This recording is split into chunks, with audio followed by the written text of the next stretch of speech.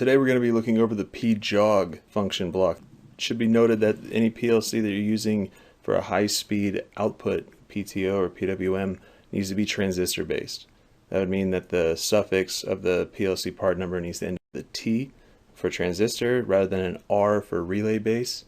So you want to be using something like the K205-16DT or the K506-30AT. So that T would be the transistor base, which means that those high-speed outputs and high-speed counters would be accessible. So looking at the PJOG, we have an axis, execute, a maximum frequency, direction.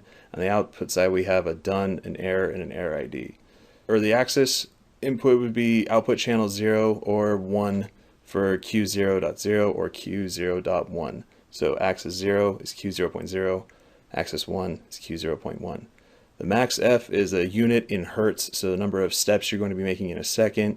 What you set in there needs to be a double word, so if you want to put in something like 1000, you would have to be putting in DW $1000 into a VD variable location or a double word location. You can't be using an integer here, it needs to be a word value. You can also have that being directly addressed by some other communication point, whether that's an HMI, some other PLC, as long as you're addressing the variable that's tied into that register. The direction bits would then be 0.2 and 0.3. So looking at this block, we want to use this block inside of a network program and have a network that runs this block, but we should probably know a few more things when we set everything up. In particular, we want to know about the SMB0. These are system memory bits, and 0.0 would be always on. So if you set something in the SMB 0.0 at the beginning of a network, it's always going to be performing that function. SM 0.1 is on during the first scan cycle only, so that's very useful for when you're setting preset registers.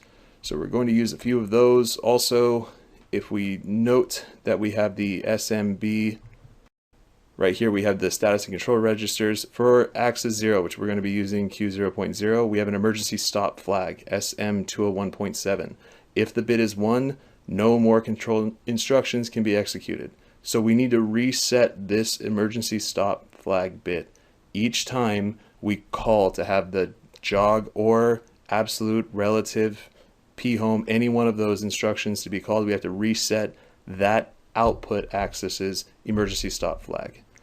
So when we take a look at the network, again, we're going to be using the K205-16DT as our hardware because we need to have a transistor-based PLC. If we use the 16DR, we would not be able to use the PJOG function block in here. We're going to have our first scan cycle. What I want to do is move 1000 into the JOG frequency target address. So I'm using VD200 here. It's targetable by other connected components such as an HMI or a PLC. And that's just on for the first scan cycle, so SM 0.1. Then right here, I'm going to determine the direction. I'm going to use two networks to determine direction.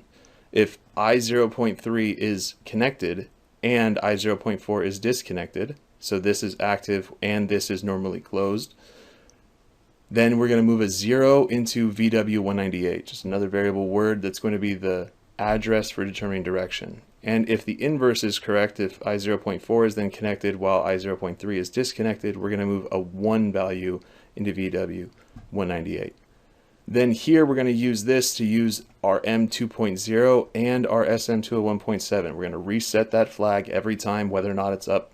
We're going to use this network to reset it, and we're going to use M2.0, just a memory location, local memory on the PLC, to actually be the execute. So when this is activated, it will execute the PJOG because PJOG is going to always be active. SM 0.0 is going to always be ready to move so long as M2.0 is open. It won't activate, it won't execute, and as soon as one of these two are active, then M2.0 will be active and it will execute. That VD200 setting that we have up here, again, we can always just change this value, this DW1000 to DW50,000 or 200,000 if we wanted to, and then we set the direction on these two networks.